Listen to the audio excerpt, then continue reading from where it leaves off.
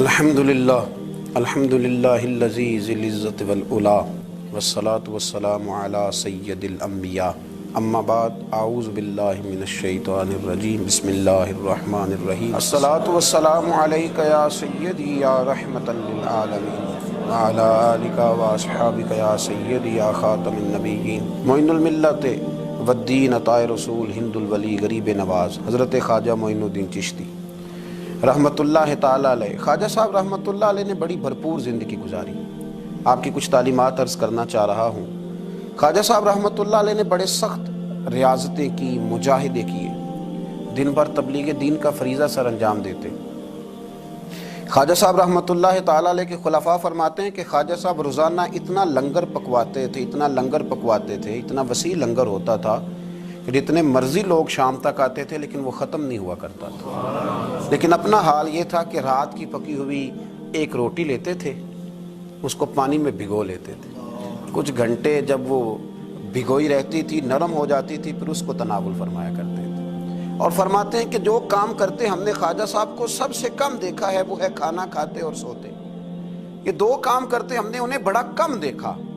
اور زیادہ تر ان کا وقت عبادت میں، ریاضت میں، تلاوت میں گزرا کرتا تھا۔ 50 سال کا عرصہ انہوں نے اس طرح گزارا ہے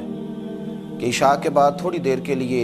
چند گھنٹوں کے لیے گھر تشریف لے جاتے تھے، پھر واپس لوٹتے تھے اور فجر تک مسجد میں عبادت کیا کرتے تھے۔ کئی دفعہ حضرت خواجہ اجمیر علیہ رحمہ پر وہ وقت بھی گزرا ہے کہ ایک دن میں 2 قرآن پاک ختم فرمایا کرتے تھے۔ ایک دن میں 2 قرآن پاک، ایک قرآن پاک صبح میں ختم ہوا، ایک قرآن پاک رات میں ختم کر دیا۔ خواجہ صاحب علیہ رحمہ اس درد کے ساتھ تلاوت فرماتے تھے کہ لوگ کہتے ہیں کہ وہ تو بیدار رہتے ہی تھے، تلاوت سننے والے بھی آنکھیں کھول لیا کرتے تھے۔ خواجہ صاحب رحمت اللہ تعالیٰ لیکن نوافل کی کثرت کا کوئی اندازہ ہی نہ تھا۔ خواجہ صاحب کی ریاضتیں، مجاہدے، عبادتیں، یہ ساری چیزیں اپنی جگہ مسلمہ تھیں۔ اس کے ساتھ ساتھ جب وہ اپنے خلفاء کی، اپنے مریدوں کی تربیت کرتے تھے تو رنگ نرالا ہوتا تھا۔ خواجہ قطب الدین بختیار کاکی رحمت اللہ علیہ فرماتے ہیں جب میرے شیخ، میرے مرشد، میرے ملجا، میرے آقا حضرت غریب نواز رحمت اللہ تعالیٰ علیہ مجھے دلی بھیجنے لگے تو میں نے عرض کی کہ حضور کچھ نصیحتیں فرما دیں۔ تو کہتے خواجہ صاحب نے مجھے 4 نصیحتیں فرمائی، 4 باتوں کا درس ارشاد فرمایا۔ سب سے پہلے خواجہ صاحب نے فرمایا یاد رکھنا درویشی اس طرح کرنا کہ بادشاہی معلوم ہو، فقر اس طرح کا ہو کہ تم بادشاہ معلوم ہو۔ اور دوسرا خواجہ صاحب رحمت اللہ تعالیٰ علیہ فرمانے لگے جب کوئی تیرے پاس آئے نا تو وہ خالی نہیں جانا چاہیے، بھوک لگی ہو تو اسے روٹی ملنی چاہیے، کپڑے کی ضرورت ہو تو اسے خیرات ملنی چاہیے، علم کا بھوکا ہو تو تیرے پاس قرآن و سنت کے دلائل کے انبار ہوں، اور اگر وہ درد لے کے آئے نا تو تیرے بھی آنسو ہونے چاہیے اور سامنے والے کو وہ آنسو ہی نصیب ہونے چاہیے۔ ہر ایک کو ہر شے دے کے بھیجنا، کوئی کمزوری نہ رہ جائے۔ اور تیسرے نمبر پہ فرمایا خوشی میں تو ساری دنیا ہی ہنستی ہے، جب خوشخبری آتی ہے تو سب ہی ہنستے ہیں، پر قطب الدین میرے ساتھ وعدہ کر سب سے زیادہ تیرے چہرے پر اس وقت مسرت ہونی چاہیے جب رب تجھے آزمائش میں ڈالے، سب سے زیادہ تیرے چہرے پر اس وقت مسکراہٹ ہونی چاہیے جب اللہ کریم تجھے کوئی آزمائش دے۔ یاد رکھنا دکھوں میں ہنستے رہنا، اس کی طرف سے آنے والی آزمائشوں کو اس کا تحفہ سمجھنا۔ قطب الدین یہ تیرا رنگ جب بنے گا تو پھر میں سمجھوں گا میں نے تربیت کی۔ اور چوتھے نمبر پہ فرمایا یاد رکھنا دشمنیاں نہ پالنا، بلکہ دشمنی کے جواب میں بھی دوستی پالنا، اس لیے کہ جو دشمنیاں پالتے ہیں وہاں بغض پیدا ہوتا ہے، اور جو دوستیاں پالتے ہیں ان کے دلوں میں اللہ محبت کی خوشبوئیں پھیلا دیا کرتا ہے۔ یہ انداز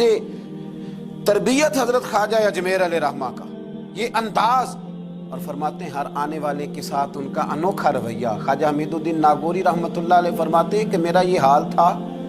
کہ میں بڑا خوبصورت تھا خواجہ صاحب کے پاس آنے سے پہلے، بہت سارے لوگ مجھ سے محبت کرتے تھے، تو جب میرے اندر کچھ تھوڑے سی حسن تھا، کچھ خوبصورتی تھی تو میں اس سے آگاہ بھی تھا، میں سمجھتا تھا۔ کہتے ہیں جب حضرت خواجہ کی خدمت میں آیا میں نے کہا حضور مرید کر لیں، تو کہتے ہیں کیا انداز تربیت تھا۔ فرمانے لگے جہاں پہلے ہی اتنے لوگ بستے ہوں وہاں معین الدین کیسے بسیرا کرے گا، اتنے لوگوں کی موجودگی میں کیسے آؤں گا میاں، پہلے اتنے بسائے ہوئے ہیں، سب کو نکال۔ حضرت خواجہ اجمیر علیہ رحمہ نے جب یہ کہا تو خواجہ حمید الدین ناگوری رحمۃ اللہ علیہ اٹھ کے قدموں میں بیٹھ گئے، کہنے لگے حضور سارا زمانہ میرے پیچھے بھاگتا ہے، پر اس طرف بھی تو غور فرمائے نا، میں اگر بھاگا ہوں تو معین الدین اجمیری کے پیچھے بھاگا ہوں، حضور مہربانی فرمائیں۔ خواجہ اجمیر نے بیعت فرمایا،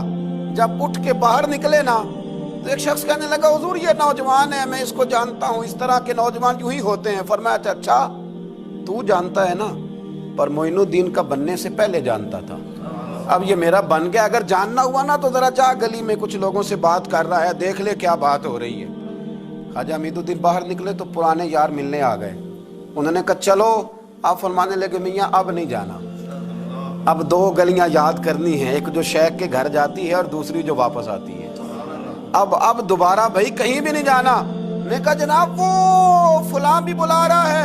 خواجہ حمید الدین صاحب نے کوئی بڑا ہی جملہ بول دیا، فرمانے لگے وہ بلا رہا ہے تو کیا ہوا، اب تو جنت کی حور بھی بلائے گی تو نہیں جانا، اب نہیں جانا، اب میں نے تربیت لے لی ہے، اب میں نے فیض لے لیا ہے، اب میں نے ادھر ہی توجہ رکھنی ہے جہاں کا میں ہو گیا ہوں۔ ایک در پھڑیے محکم پھڑیے، پھر ایک دئی ہو کے مریے، یک در گیر تے محکم گیر۔ یہ جگہ جگہ جانے کا کیا مطلب، یہ تربیت ہے، یہ انداز ہے، یہ معیار اور یہ سٹیٹس خواجہ صاحب نے اپنے مریدوں کو سکھایا۔ اتنی عبادت ہے، اتنی ریاضت ہے، اتنی تربیت ہے، پھر بھی رو پڑے ہیں، پھر بھی بڑھاپا آیا ہے تو تڑپ اٹھے، پھر بھی چند خلفاء کو قریب بلایا ہے تو حضرت معین الدین کہنے لگے میرے لیے دعا کرو۔ تو کہا حضور 90 سال کے قریب عمر ہو گئی، زندگی بھر آپ کو وضو میں دیکھا حضور، زندگی بھر سجدے میں دیکھا، زندگی بھر رہنائی میں دیکھا، تبلیغ میں دیکھا، خدمت میں دیکھا، لوگوں کو کھلاتے دیکھا، گھر کے اندر سے لے کر باہر تک ہم نے آپ کو دوسروں کا سوچتے ہی دیکھا، آپ نے تو اپنے لیے سوچے کچھ نہیں تو روتے کیوں ہے، دعا کیوں کراتے ہیں؟ فرمانے لگے یار زندگی پوری عمل کیے ہیں، لیکن میرے لیے دعا کرنا، کہیں ایسا نہ ہو کہ اعمال کی گٹھڑی لے کر جب رب کی بارگاہ میں جاؤں تو مالک کہے کہ عمل تو بڑے ہیں پر میرے لائق کوئی بھی نہیں، بڑے عمل ہیں پر میرے لائق کوئی ہے تو بتا۔ یار یہ جتنی گٹھڑی ہے نا اعمال کی، تمہیں بڑے بڑے حسین نظر آتے ہیں، پر ان میں سے کوئی مالک کے لائق بن جائے، میری کوئی قبولیت ہو جائے، میری قبولیت میں نیواں تے میرا مرشد اچا تے میں اچیاں دے سنگ لائی، تے صدقے جاواں انہاں اچیاں تو جنہاں نیویں نال نبھائی۔ دعا کرو، اللہ کی بارگاہ میں التجا کرو کہ میری قبولیت ہو جائے۔ انما یخشی اللہ من عبادہ العلماء، قرآن مجید نے کہا کہ اللہ کے بندوں میں سے جو عالم ہوتے ہیں ان میں خشیت ہوتی ہے، ان میں خوف ہوتا ہے، وہ چونکہ جانتے زیادہ ہیں تو وہ ڈرتے بھی زیادہ ہیں، ان کے اندر احساس بھی زیادہ ہوتا ہے۔ حضرت عبداللہ ابن مسعود رضی اللہ تعالیٰ عنہ فرمایا کرتے تھے کثرت کلام کرنے والا تو عالم نہیں ہوتا، اللہ سے زیادہ ڈرنے والا عالم ہوتا ہے، کثرت کلام والا تو عالم نہیں، وہ جس کے دل میں خشیت زیادہ ہے وہ بڑا عالم ہے۔ میرے نبی پاک علیہ السلام نے فرمایا میں تم سب سے بڑھ کر اپنے رب کو جاننے والا ہوں اور میں تم سب سے بڑھ کر اپنے رب سے ڈرنے والا ہوں، کیونکہ میں جانتا زیادہ ہوں تو میں اپنے رب سے ڈرتا بھی زیادہ ہوں۔ حضرت خواجہ اجمیر علیہ رحمٰن نے تربیت کی، لوگوں کے مزاج سوارے، لوگوں کے دل سوارے، اور خواجہ صاحب نے تربیت کی اور تربیت کے مراکز بھی قائم فرمائے۔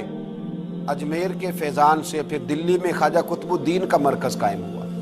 پھر اسی فیضان سے پاک پتن میں بابا فرید الدین گنج شکر کا مرکز قائم ہوا، پھر اسی فیضان سے خواجہ نصیر الدین چراغ دہلوی کا مرکز قائم ہوا، پھر اسی فیضان سے مہار شریف کا مرکز قائم ہوا، پھر اسی فیضان سے پیر پٹھان خواجہ سلیمان تونسوی کا مرکز قائم ہوا، پھر اسی تربیت کی روشنی میں حضرت شمس العارفین سیالوی تیار ہوئے، پھر اسی تربیت کی روشنی میں پیر مہر علی شاہ جیسے لوگ تیار ہوئے، پھر اسی ترتیب سے اسی روشنی نے بڑے بڑے مشائخ کو ترتیب دیا، اس لیے کہ وہ مرتب کرنے والے تھے، وہ ترتیب دینے والے تھے، وہ کام کرنے والے تھے۔ بنگلے، کوٹھیاں، جائیدادیں، مکان اور گاڑیوں کے ساتھ لوگوں کے سامنے نمودار نہیں ہوئے، وہ ہوئے تو اپنے تربیت یافتہ خلفاء کے ساتھ نمودار ہوئے، انہوں نے تربیت کی، مراکز بنائے۔ دعا کریں اللہ تعالی ہمیں تعلیمات پر عمل کی توفیق عطا فرمائے، نقش قدم چلنے کی توفیق عطا فرمائے۔ آخر دعوانا الحمد